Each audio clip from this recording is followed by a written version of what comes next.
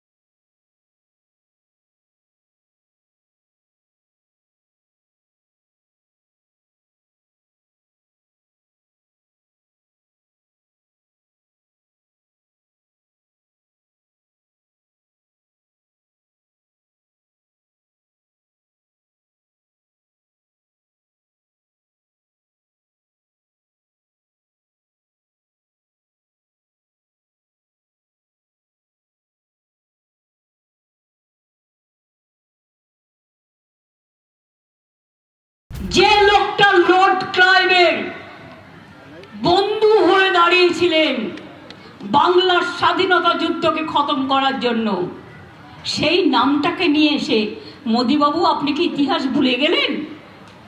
আপনি কি ইতিহাস ভুলে গেলেন? আবার বলছেন রাজমাতা। কোত্থেকে মাতা রাজ হলো? সবাই রাজমাতা। এখন দেশে তো আমরা সবাই রাজা, আমাদের এই রাজার রাজত্বে আমরা সবাই প্রজা, কেউ রাজা নেই। আর যারা যারা রাজা আছে রাজপ্রাসাদে গিয়ে থাকুন, রাজপ্রাসাদে গিয়ে জনগণের ধর্ম পালন করুন।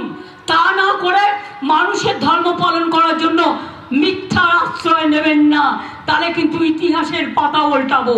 আর ইতিহাসের পাতা উল্টাতে হলে জায়গা পাবেন না, মানুষ ঘৃণা ভরে প্রত্যাখ্যান করবে। ওনার নিজের বর্তমানে যা কীর্তি সেটার দিকে চোখ দেওয়াই ভালো, কারণ 200-300 বছর আগে কি হয়েছে ওই নিয়ে লোকের অ্যাটেনশনটা উনি সরাতে চাইছেন। মানে ওই দিকে লক্ষ্যটা দিতে চাইছেন। বলছেন মানুষ ঘৃণা ভরে আপনাকে প্রত্যাখ্যান করবে, সেটা সময় বলবে। উনি কি জ্যোতিষী যে উনি বলছেন? চাটুকাররা আছে। আর ক্লাইভের কথা ছাড়ুন, আপনি এবার নিজের কথা বলুন। আপনি কি করেছেন আর কতটা চুরি করেছেন, আর আপনার সভামণ্ডলী কতটা চুরি করেছেন? আর ইডির কাছে ডাক পড়তো না, বা এতগুলো মন্ত্রী জেলে ঢুকে বসে থাকতো না। মহুয়ার কেন্দ্রে গিয়ে মহুয়ার সমর্থনে বিজেপিকে নিশানা। বিজেপির বিরুদ্ধে আওয়াজ তোলায় মহুয়াকে টার্গেট করা হয়েছে। মহুয়াকে টার্গেটের অভিযোগে সরব তৃণমূল নেত্রী। মহুয়ার উপরে দেখেছেন কি অত্যাচার হয়েছে? তাকে লোকসভা থেকে তাড়িয়ে দিয়েছে, কারণ সে জোরে জোরে কথা বলতো বলে, বিজেপির বিরুদ্ধে আওয়াজ তুলতো বলে। ভোটে দাঁড়াবার পরেও তার বাবা মা বেচারা কিছু জানে না, তাদের বাড়িতে গিয়েও রেড করে এসছে, এবং ওদের কাজ যেমন করে হোক মহুয়াকে হারানো, মহুয়াকেও আপনারা জেতাবেন। মহুয়া গড়ে মমতা, তৃণমূল কর্মী সমর্থকদের বাড়তি পাওনা। বিজেপিকে তুলোধনা করে বললেন কৃষ্ণনগরের তৃণমূল কংগ্রেস প্রার্থী মহুয়া মৈত্র। তাকে চেনে তার ফায়ার ব্র্যান্ড ইমেজের জন্য, তার ভাষণ শোনে গোটা পার্লামেন্ট। এই মুহূর্তে কৃষ্ণনগর কেন্দ্রের প্রার্থী রয়েছেন, যেখানে মমতা বন্দ্যোপাধ্যায় শুরু করলেন এবারের প্রচার।